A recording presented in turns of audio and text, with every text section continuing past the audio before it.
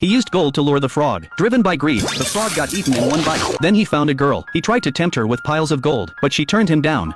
I don't want any, but thanks. Because all she wanted was to find her missing parents. Chihiro's family was originally driving to their new home, but they accidentally entered an old tunnel. After passing through, they saw a strange town. Oddly enough, there was no one on the streets, yet the roadside was filled with delicious food. Ignoring Chihiro's warnings, her parents sat down and started eating. Unable to stop them, Chihiro wandered off alone. Suddenly, a boy in white appeared beside her. He warned her to leave before nightfall. As darkness approached, the boy hurriedly pushed her to run. He even cast a spell behind her. At that moment, all the street lights lit up. Chihiro didn't have time to think. She ran back toward her parents, but when she saw them again, they had turned into pigs.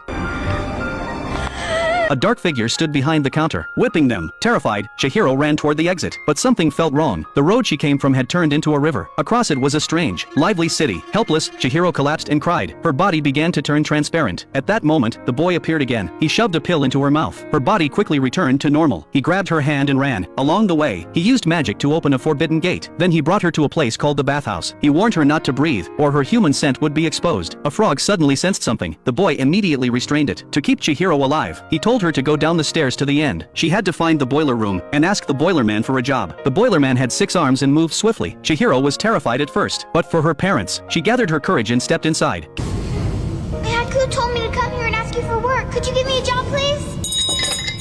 The boiler man refused right away, but after hearing she was Haku's friend, he asked a girl to take her to Yubaba, because Yubaba was the boss here. When Chihiro reached the door, Yubaba scolded her for not knocking. As soon as she spoke, all the doors flew open. With a wave of her hand, Chihiro was dragged into the room. She trembled in fear, but she still asked for a job, because only by working could she survive. I was wondering if you could give me a job.